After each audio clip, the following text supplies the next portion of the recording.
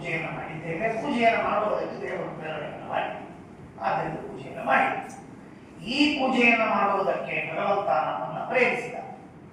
ಈ ಪ್ರೇರಣೆ ಮಾಡುವುದಕ್ಕೆ ಕಾರಣ, ನಮ್ಮ ಮನೆಯ ಪಕ್ಕದಲ್ಲಿರ್ತಕ್ಕಂಥ ಯಾರೋ ಒಬ್ಬ ನಾಸ್ತಿಕ ಅಥವಾ ಮತ್ತೊಬ್ಬ ಅವನು ಪೂಜೆಯನ್ನು ಮಾಡಿ ಅವನಿಗೆ ಭಗವಂತ ಪ್ರೇರಣೆ ಮಾಡಿ, ಇದು ವಾಸ್ತವ.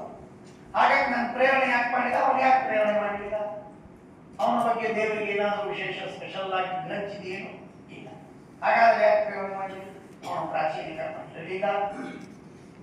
ಯಾವ ಪುಣ್ಯದಿಂದ ನಮಗೆ ದೇವರ ಪೂಜೆಯನ್ನು ಮಾಡುವುದಕ್ಕೆ ಪ್ರೇರಣೆ ಮಾಡಿದ ಆ ಪುಣ್ಯ ಅವನು ಪಡೆದಿಲ್ಲ.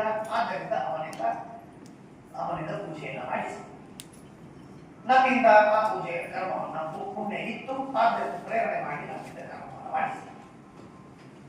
ಹಾಗೆಯೇ ಒಬ್ಬವ ವಿಷಯ ಕುಡಿತಾನೆ, ಮಾಂಸವನ್ನು ತಿಂತಾನೆ, ಪಾಪವನ್ನು ಮಾಡ್ತಾನೆ, ಕೊಲೆಯನ್ನು ಮಾಡ್ತಾನೆ, ಏನೋ ಅವನು ಮಾಡಿದ, ಗೋಹತ್ಯೆಯನ್ನು ಮಾಡಿದ. ಅವನು ಗೋಹತ್ಯೆಯನ್ನು ಮಾಡಿದ, ನಮ್ಮಿಂದ ಗೋಹತ್ಯೆಯನ್ನು ಮಾಡಿಸಲಿಲ್ಲ. ದೇವರು ಅವನಿಂದ ಮಾಡಿಸಿ, ನಮ್ಮಿಂದ ಮಾಡಿಸಿ. ಯಾಕೆ ಮಾಡಿಸಲಿಲ್ಲ? ಅವನ ಪಾಪ ಬಿತ್ತು, ಪಾಪ ಬಿದ್ದದ್ದನ್ನು ನೋಡಿ ಪರಮಾತ್ಮ ಅವನಿಂದ ಗೋಹತ್ಯೆಯನ್ನು ಮಾಡಿಸಿದ. ನಮ್ಮ ಪಾಪ ಇರಲಿಲ್ಲ, ಆದ್ದರಿಂದ ಪರಮಾತ್ಮ ನಮ್ಮಿಂದ ಗೋಹತ್ಯೆಯನ್ನು ಮಾಡಿಸಿದ. ಹಾಗಾಗಿ ದೇವರು ನಮ್ಮನ್ನ ಏನು ಮಾಡಿದ, ನಮ್ಮನ್ನು ಉಪಯೋಗ ಮಾಡಿದ್ದಾನೆ ಹೊರತು ನಮಗೆ ಪ್ರೇರಣೆ ಮಾಡಿದ್ದಾನೆ ಹೊರತು ತನ್ನ ಮನಸ್ಸಿಗೆ ಬಂದಂತೆ ತಂದೇ ಉದ್ದೇಶವಿದೆ ಅದನ್ನು ಸಾಧಿಸುವುದಕ್ಕೆ ನಮ್ಮನ್ನು ಇನ್ಸ್ಟ್ರೂಮೆಂಟ್ ಮಾಡಿದ್ದು ಮಾತ್ರವಲ್ಲ. ನಮ್ಮ ಕರ್ಮವಿಲ್ಲದೆ ನಮ್ಮಿಂದ ಕೆಟ್ಟ ಕೆಲಸ ಮಾಡಿಸಿದ್ದ, ನಮ್ಮ ಕರ್ಮವಿಲ್ಲದೆ ನಮ್ಮಿಂದ ಒಳ್ಳೆಯ ಕರ್ಮವನ್ನು ಪರಮಾತ್ಮ ಮಾಡಿಸಿದ್ದ. ಹಾಗಾದರೆ ಹಿಂದಿನ ಕರ್ಮಕ್ಕೆ ಅನುಗುಣವಾಗಿ, ಪ್ರಾಚೀನ ಕರ್ಮಕ್ಕೆ ಅನುಗುಣವಾಗಿ ನಾವು ಮಾಡಿದ್ದೇವೆ.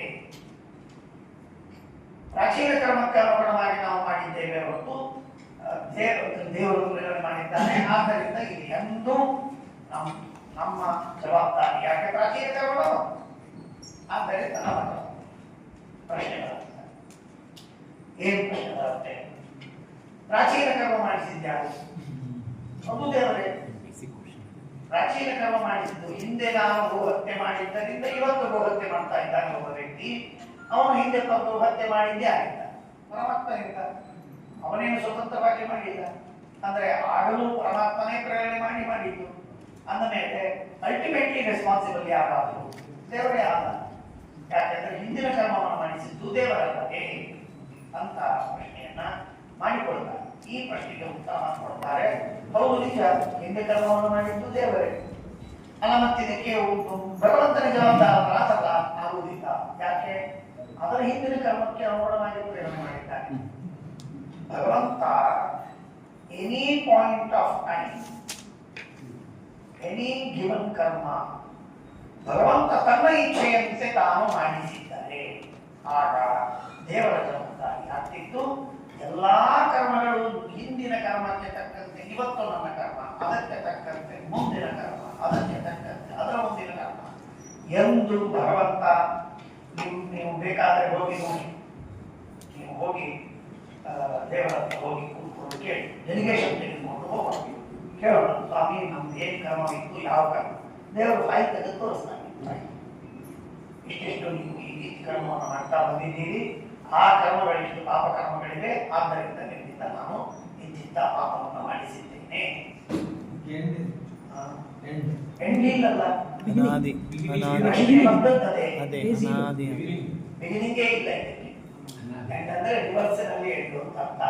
ಅಂದರೆ ಬಿಗಿನಿಂಗ್ ಇಲ್ಲ. ಬಿಗಿನಿಂಗ್ ಇದ್ದಿದ್ರೆ ನಿಶ್ಚಿತವಾಗಿ ದೇವರು ಬಹಳ ದೊಡ್ಡ ದೋಷಿ ಆಗ್ತಿದ್ದ. ಯಾಕೆ ಅಂತ ಅನ್ನೋ ಕಾರಣಕ್ಕೆ ಇದೇ ಒಂದು ಮಹತ್ವದ ಮಾತು. ರಾಮಾನುಜಾಚಾರ್ಯರ ಸಿದ್ಧಾಂತಕ್ಕೂ ನಮ್ಮ ಸಿದ್ಧಾಂತಕ್ಕೂ ಇರುವಂತಹ ಬಹಳ ದೊಡ್ಡ ವ್ಯತ್ಯಾಸ. ದೇವರ ಉದಾಹರಣೆಗೆ ನಾವು ಇವತ್ತಿನ ದಿವಸ ಈಗ ಸ್ವಲ್ಪ ನಾವು ಬೇರೆ ವಿಷಯಕ್ಕೆ ಬರ್ತಾ ಇದ್ದೇವೆ, ನೋಡೋಣ. ಏನ್ ಬೇರೆ ವಿಷಯ? ಅನಾದಿ ಅಲ್ಲ, ಬಿಗಿನಿಂಗಿನಲ್ಲಿ ಹೇಗೆ, ಯಾವಾಗ ಫಸ್ಟ್ ಟೈಮ್ ಏನಾಯಿತು ಅವತ್ತು ಹೇಗೆ, ಫಸ್ಟ್ ಟೈಮ್ ಏನಾಯ್ತು ಅನ್ನುವುದಕ್ಕೆ ಶಾಸ್ತ್ರ ಹೇಳುತ್ತದೆ. ವೇದಗಳು, ಶಾಸ್ತ್ರಗಳು, ಗೀತೆ, ಮಹಾಭಾರತ, ಭಾಗವತ, ಪುರಾಣಗಳು, ಶೈವ, ಜೈನ, ಬೌದ್ಧ ಈ ವಿಷಯದಲ್ಲಿ ಅನಾದಿತ್ವದ ವಿಷಯದಲ್ಲಿ ಬೌದ್ಧರು, ಜೈನರು ಎಲ್ಲರೂ ಒಂದೇ. ಸಾಂಖ್ಯ, ಯೋಗ, ಜೈನ, ಬೌದ್ಧ, ನೈಯಾಯಿಕ, ವೈಶೇಷಿಕ, ಮೀಮಾಂಸಕ, ಶೈವ